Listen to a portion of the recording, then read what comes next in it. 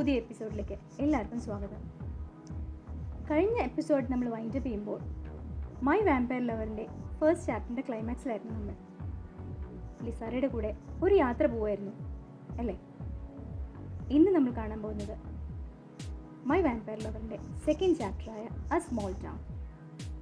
ആ ചെറിയ പട്ടണത്തിലേക്ക് ഇന്ന് ഞാൻ നിങ്ങളെ കൂട്ടിക്കൊണ്ടു പോവാണ്.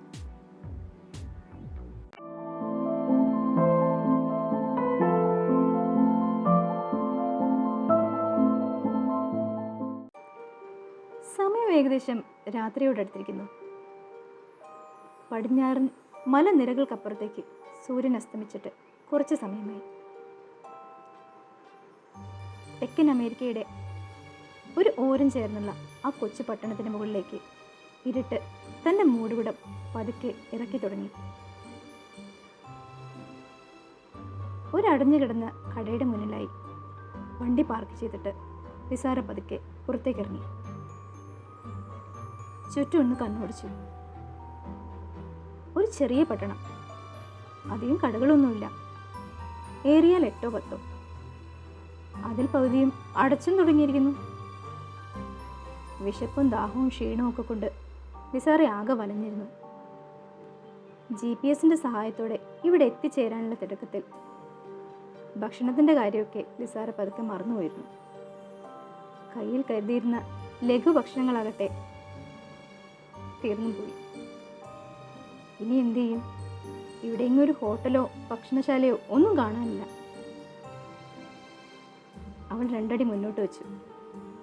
അപ്പോൾ അതാ കുറച്ചകലെ ഒരു കോഫി ഷോപ്പ്. വണ്ടി ലോക്ക് ചെയ്തിട്ട് അവൾ പതുക്കെ അങ്ങോട്ട് നടന്നു. കാഴ്ചയിൽ ചെറുതെങ്കിലും അകത്തേക്ക് കടന്നപ്പോൾ ഇച്ചിരി അധികം വലുപ്പമുണ്ട്. 4-5 ടേബിളും ചെയറും ഒക്കെ കിടക്കുന്നുണ്ട്.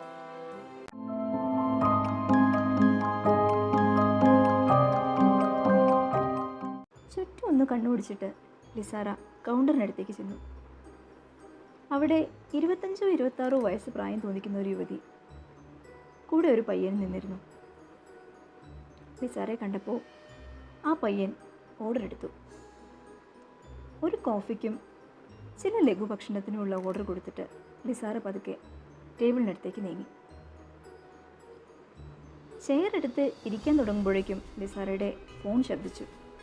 എടുത്തു നോക്കുമ്പോൾ തൻ്റെ ഫ്രണ്ട് ജെസ്സിക്കയാണ്. ഫോൺ സംസാരിക്കാൻ തുടങ്ങിയപ്പോൾ തന്നെ ലിസാറയ്ക്ക് മനസ്സിലായി സിഗ്നൽ തീരെ വീക്കാണ്. എന്നാലും അവളുടെ മറുപടിയെല്ലാം കൊടുത്തതിന് ശേഷം ഫോൺ കട്ട് ചെയ്തു.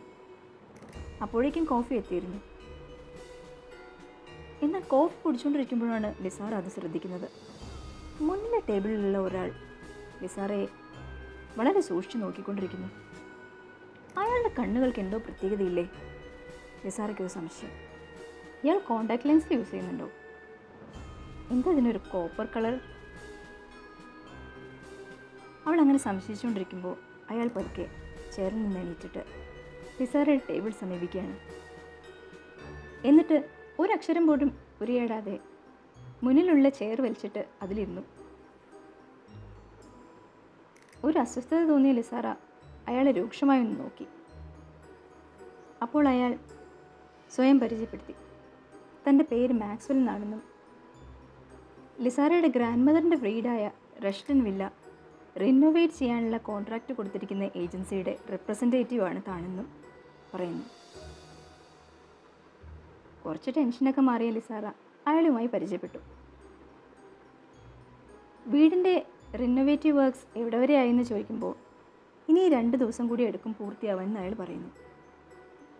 അപ്പോൾ അതുവരേക്കും തനിക്കിവിടെ താമസിക്കാൻ ഒരു ഹോട്ടലിൽ റൂം അറേഞ്ച് ചെയ്ത് തരണമെന്ന് ലിസാറ ആവശ്യപ്പെടുന്നു. ഇതൊരു ചെറിയ പട്ടണമായതുകൊണ്ട് ഇവിടെ അത്തരത്തിലുള്ള ഹോട്ടലുകളൊന്നും താമസത്തിന് കിട്ടുകയില്ല എന്ന് അയാൾ പറയുന്നു. എന്നിട്ട് ഒരു നിമിഷമൊന്നും ആലോചിച്ചതിന് ശേഷം ആ കടയുടെ ഉടമസ്ഥയായ പെൺകുട്ടിയെ കൈ കാണിച്ച് വിളിക്കുന്നു. അവളുടെ പേര് ജെയിൻ എന്നാണെന്നും ഇവിടെ വഴിയാത്രക്കാർക്കായി അവൾ ഒരു സത്രം നടത്തുന്നുണ്ടെന്നും വിരോധമില്ലെങ്കിൽ 2 ദിവസം അവിടെ താമസിക്കാമെന്നും ലിസാറയോട് പറയുന്നു. ജെയിൻ വന്നപ്പോൾ ജെയിനെ ലിസാറയ്ക്ക് പരിചയപ്പെടുത്തി കൊടുക്കുന്നു. ജെയിനിൻ്റെ സംസാരം ലിസാറയ്ക്ക് പെട്ടെന്ന് ഇഷ്ടപ്പെട്ടു. അങ്ങനെ അവിടെ താമസിക്കാനായി അവൾ തീരുമാനിക്കുന്നു. പിറ്റേന്ന് രാവിലെ 9 മണിക്ക് ലിസാറയെ ഇവിടെ വന്ന് പിക്ക് ചെയ്തിട്ട് വീടിൻ്റെ പണി എത്രത്തോളമായെന്ന് കൊണ്ട് കാണിക്കാമെന്ന് പറഞ്ഞിട്ട് മാക്സ്വെൽ അവിടെ നിന്ന് പോകുന്നു. അതിന് പുറമേ തന്നെ ലിസാറ ചായ കുടിച്ചതിന് ശേഷം ജെയിൻ അവളെ മുറി കാണിക്കാനായി കൂട്ടിക്കൊണ്ടുപോകുന്നു. മുറിയിലെത്തിയ ശേഷം തൻ്റെ സാധനങ്ങളൊക്കെ എന്തെങ്കിലും എടുക്കാനുണ്ടെങ്കിൽ അസിസ്റ്റൻറ്റിനെ ഏൽപ്പിക്കാമെന്ന് പറയുമ്പോൾ ലിസാറ പറഞ്ഞു, ഒന്നും എടുക്കാനില്ല, എല്ലാം ഞാൻ എടുത്തിട്ടുണ്ട്. രാത്രിത്തെ ഭക്ഷണത്തിന് എന്താണ് ആവശ്യമെന്ന് ചോദിക്കുമ്പോൾ ലിസാറ അതിനുള്ള ഓർഡർ കൊടുക്കുന്നു. ഒരു കുളി കഴിഞ്ഞ് വരുമ്പോഴത്തേക്കും എല്ലാം റെഡി ആയിട്ടുണ്ടാവുമെന്ന് ജെയിൻ ഉറപ്പ് നൽകിയിട്ട് പുറത്തേക്ക് പോകുന്നു. ലിസാറ കുളിക്കാനും. കുളി കഴിഞ്ഞ് വന്നപ്പോൾ ജെയിൻ പറഞ്ഞ പോലെ തന്നെ ഭക്ഷണമെല്ലാം റെഡി. അത് കഴിച്ചിട്ട് വല്ലാത്ത ക്ഷീണം ഉണ്ടായിരുന്നുകൊണ്ട് പെട്ടെന്ന് തന്നെ ഉറങ്ങാനുള്ള തയ്യാറെടുപ്പ് നടത്തുകയാണ് ലിസാറ. ലൈറ്റ് ഓഫ് ചെയ്ത് ഫോൺ ചാർജറിൽ കുത്തിവെച്ചതിന് ശേഷം ലിസാറ പതുക്കെ കട്ടിലേക്ക് കിടന്നു.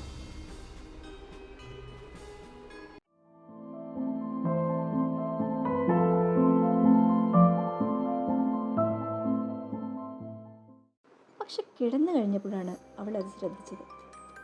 ജനൽ അടച്ചിട്ടില്ല. പുറത്തു നിന്ന് ശക്തിയായി കാറ്റും തണുപ്പും ഒക്കെ അകത്തേക്ക് വരുന്നു. മഴയ്ക്കുള്ളൊരു കോള് പോലെയുണ്ട്. അവൾ പതുക്കെ എണീറ്റു ജനലിനടുത്തേക്ക് നടന്നു. ജനൽപ്പാളി അടയ്ക്കാൻ നോക്കിയപ്പോൾ കിട്ടുന്നില്ല. എന്തോ സ്റ്റക്കായ പോലെ. അവൾ ജനലിന് പുറത്തേക്ക് നോക്കി. പക്ഷെ അവിടെ കണ്ട കാഴ്ച അവളെ അത്ഭുതപ്പെടുത്തിക്കളഞ്ഞു.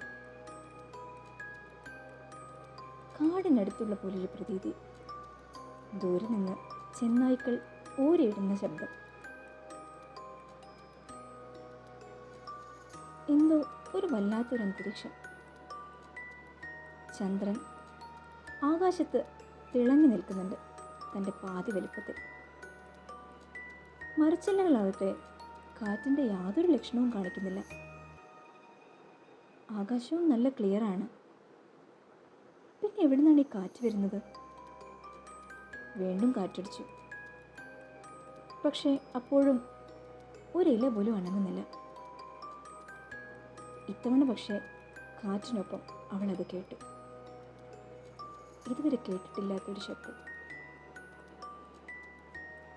ലിസാറ, ഞാൻ വരുന്നു, നിന്നെ കൊണ്ടുപോകും.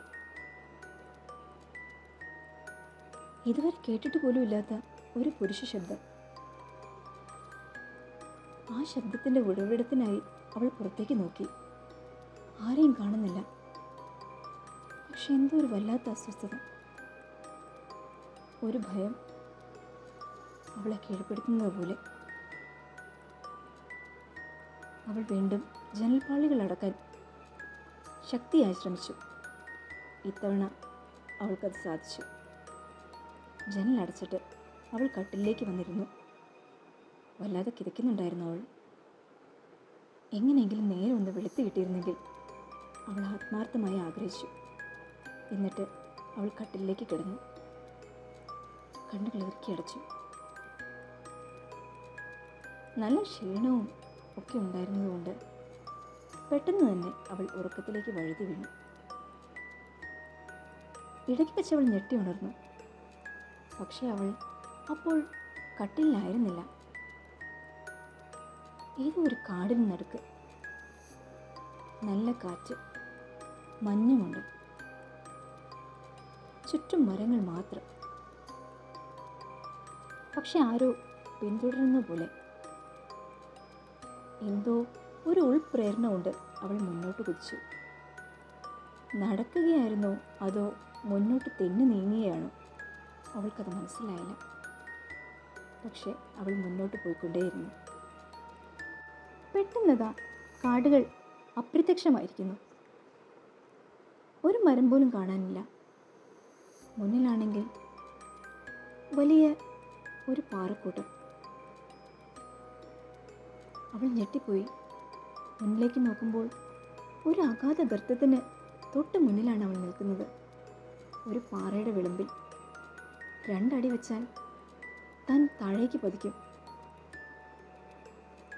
അവൾ പുറകിലേക്ക് തിരിഞ്ഞു നോക്കി. ആരെയും കാണുന്നില്ല. ഇരുവശങ്ങളിലേക്കും നോക്കി. അവിടെ എങ്ങും ആരുമില്ല. പക്ഷേ അപ്പോഴാണ് അത് സംഭവിച്ചത്. ആരോ അവളെ താഴേക്ക് ശക്തിയായി തള്ളി. അവൾ വീണു. ഒരലർച്ചയോടെ ആ അഗാധഗർത്തത്തിലേക്ക്. ഇനി ഏത് നിമിഷവും അത് സംഭവിക്കും. ഒരു പാറയിലോ അല്ലെങ്കിൽ ഒരു മരച്ചില്ലയിലോ ഇടിച്ച് ചിന്നിച്ചിതറി. ഇനി ഉണ്ടാവാവുന്ന ആ വലിയ വിപത്തിനെ ഓർത്ത് അവൾ കണ്ണുകൾ ഇറുക്കി അടച്ചു.